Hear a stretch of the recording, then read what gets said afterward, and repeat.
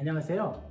우리가 수업을 잘 하기 위해서는 수업에 영향을 미치는 수많은 요소들을 충분히 이해하고 그 요소들을 잘 통제했을 때 우리가 좋은 수업을 이끌어낼 수 있다고 생각을 합니다.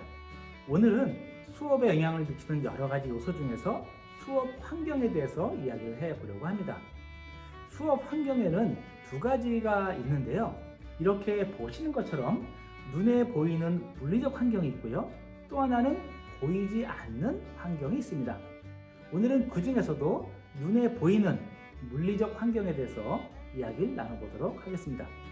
혹시 선생님께서는 어릴 적 공부했던 초등학교를 방문해 보신 적이 있는지 모르겠는데요. 그때는 굉장히 커 보였던 교실 그리고 학교 공간이 성인이 되어서 다시 방문해 보니 그때와는 다르게 굉장히 작게 느껴졌던 경험이 한 번쯤은 있으실 겁니다. 이것은 뭐냐 하면 아이들이 보는 환경과 성인이 보는 환경은 다르다는 것을 보여줍니다. 자, 따라서 우리가 수업 환경을 조정하고 통제하기 위한 첫 번째 과제는 아이들의 눈높이에서 환경을 바라보자 라는 것입니다. 아마 특수교 선생님들의 가장 중요한 전문성 중에 하나는 이 눈높이를 아이들에게 맞추는 능력이 아닌가라는 생각을 하게 됩니다. 예전에 제가 어느 특수학교를 방문했는데요. 그 특수학교 복도에 정말 멋진 그림들이 걸려 있었습니다. 교장 선생님 말씀으로는 아주 유명한 작가가 그 특수학교에 기증을 했다고 하셨는데요. 저도 그림에 관심이 있다 보니까 그 그림을 천천히 살펴봤습니다. 그런데 이상한 생각이 들었습니다. 그 학교에 지체장애를 가지고 있는 학생들이 많이 공부하고 있었거든요. 그래서 복도를 보면 휠체어를 타고 아이들이 이렇게 이동하는 걸 볼 수 있었습니다. 그런데 그림의 높이가 이 성인 눈높이보다 조금 더 높은 곳에 걸려 있었습니다. 자, 이렇게 보면 휠체어를 타고 있는 어린 아동 입장에서는 그 그림을 볼 수가 없는 그런 상황이었습니다. 이것은 우리가 이 학교라는 공간 혹은 이 학급이라는 공간을 얼마나 성인 중심으로 바라보고 있는지를 보여주는 그런 단적인 예라고 생각이 들었습니다. 제가 교사 시절에 정말 아이들 눈높이에서 이 교실 환경을 다시 보고 싶어서 조금 유치하기는 하지만 무릎을 꿇고 이 교실을 이렇게 돌아다녀 본 적이 있었습니다. 그런데 문득 눈에 들어오는 것이 바로 거울의 높이였습니다. 제가 보기에 큰 불편이 없었는데 무릎을 꿇고 아이들 눈높이에서 한번 쭉 바라봤더니 거울의 높이가 아이들에게는 잘 맞지 않는다는 것을 확인하고 바로 거울의 높이를 조정했던 그런 기억이 있습니다. 우리가 환경을 중재하기 위한 두 번째 키워드는 수업에 방해가 되는 요소는 줄이고 수업을 촉진할 수 있는 요소들은 올린다라고 하는 것입니다. 우리가 수업을 방해하는 그런 자극에는 시각적 자극이라든지 혹은 외부의 소리와 같은 청각적 자극, 여러 가지 자극들이 포함될 수 있겠죠. 그런데 여기서 중요한 것이 있는데요. 아동들의 눈높이에서 봤을 때 이 교사라고 하는 존재도 외부 환경의 하나이고요. 특히 아이들의 주의 집중과 동기에 영향을 많이 줄 수 있는 중요한 자극 중에 하나라고 하는 것입니다. 예를 들어서 담임 선생님께서 어떤 지시를 내린다거나 혹은 어떤 수업 내용을 소개하는 과정에서 우리 실무 선생님이 담당하고 있는 아이와 이야기를 나눈다면 이미 교실 안에는 이 두 성인이 서로 다른 이야기를 하고 있는 거거든요.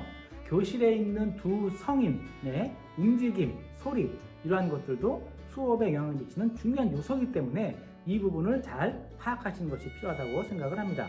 이와는 반대로 수업을 촉진할 수 있도록 환경을 조정하는 것 역시 중요하다고 볼 수 있습니다. 우리가 학급 환경을 구성한다라고 할 때는 크게 두 가지 정도 의미를 가지고 있는데요.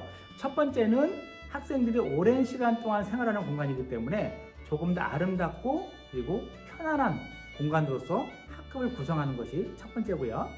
또 하나는 우리가 수업 내용을 조금 더 효과적으로 전달하기 위해서 이 학급 환경 자체를 교수 매체처럼 활용하는 것이라고 볼 수 있습니다. 따라서 우리는 수업을 조금 더 촉진시키기 위해서 그리고 효과성을 좀 더 끌어내기 위해서 이 교실 환경을 구성하는 것이 필요합니다. 수업을 촉진하기 위한 환경 구성 세 번째는 바로 예측할 수 있는 환경을 조성하라 라는 것입니다. 학생들이 수업 상황에 대해서 예측할 수 없으면 불안하게 되고 불안하게 되면 그 불안감을 줄이기 위해서 많은 에너지를 쏟게 되고 그 에너지를 불안감을 줄이는 데 쏟게 되면 결국 수업에 집중할 수 없게 됩니다. 따라서 1차적으로는 물리적 환경을 통해서 내가 어떻게 행동해야 되는지, 조금 더 구체적으로 말씀드리면 어디로 움직여야 되는지, 어디에 앉아야 되는지, 그 다음에 뭘 해야 되는지, 이런 것들을 물리적으로 확인할 수 있도록 해주는 것이 중요하다고 볼 수 있습니다. 우리가 초등학교 때 운동을 해보면 이 열을 맞추는 것이 어렵잖아요. 그래서 운동장 바닥에 이렇게 팩을 박아놨던 그런 기억이 있습니다. 마찬가지로 우리 교실도 성인이 생각하는 것과 달리 아동의 입장에서는 굉장히 큰 공간이 될 수 있고요. 따라서 내가 어떻게 움직여야 되는지 잘 모를 수 있습니다. 따라서 교실 안에도 여러 가지 선으로 표시한다거나 혹은 가구 배치를 통해서 아동의 동선을 안내해준다면 훨씬 안정적으로 수업에 참여할 수 있을 거라고 생각을 합니다. 수업을 촉진하기 위한 환경 구성 네 번째는 바로 책상과 의자의 배치입니다. 우리가 수업하는 상황에서 책상과 의자는 가장 기본적인 도구가 되는데요. 이 책상과 의자를 어떻게 배치하느냐에 따라서 수업의 역동성이 달라질 수 있습니다. 또래와의 관계가 어떠한지에 따라서, 그리고 선생님과의 거리가 어떠한지에 따라서, 실무원과의 거리가 어떠한가에 따라서 아이들의 주의 집중이라든지 부적응 행동이라든지 이런 행동의 양상이 충분히 달라질 수가 있습니다. 어떤 또래들은 같이 붙여놓음으로써 조금 더 학습이 향상되는 경우도 있고, 또 어떤 경우에는 같이 붙여놓으면 안 되는 경우도 있습니다. 더불어 이 시간을 통해서 꼭 말씀드리고 싶은 게 있는데요. 바로 실무원 선생님과 아동 간의 거리 혹은 위치입니다. 아동과 성인 간의 거리가 가까우면 가까울수록, 그리고 신체적으로 밀착이 되면 밀착이 될수록 아동은 성인에게 의지하게 되고요. 그리고 자세는 흐트러지기가 쉽습니다. 기댄다든지 눕는다든지 이런 행동을 보일 가능성이 커진다고 볼 수 있죠. 따라서 실무원 선생님은 가능한 한 아동의 뒤쪽에 배치해서 아동과 눈을 마주칠 수 있는 기회를 줄여주고요. 또한 직접적인 신체적인 접촉을 가능한 줄일 수 있도록 하는 것이 아동의 수업 참여를 높일 수 있는 방법 중에 하나라고 말씀드리고 싶습니다. 수업을 촉진하기 위해서 어떻게 환경을 조정할 것인가? 마지막 키워드는 우리가 교실에 대해서 가지고 있는 정형화된 생각을 조금씩 줄여가자는 것입니다. 수업은 반드시 의자에 앉아서 해야 된다. 미술활동 재료들은 반드시 책상 위에 올려놓고 사용을 해야 된다.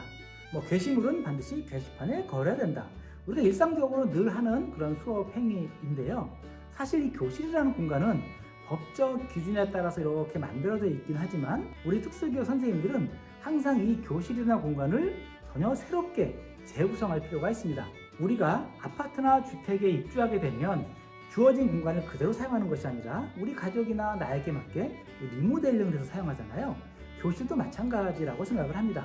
법적으로 정해진 면적, 공간을 여러분들에게 제공을 했지만 우리 아이들의 특성에 따라서 이 공간을 재구성하는 것은 우리 선생님의 몫이라고 생각을 합니다. 더불어 교실 안에 있는 여러 가지 물리적인 요소들, 책상이든 의자든 사물함이든 그 무엇이든 간에 우리 아이의 요구에 우선해서 그것들을 재구성할 필요가 있다고 생각을 합니다.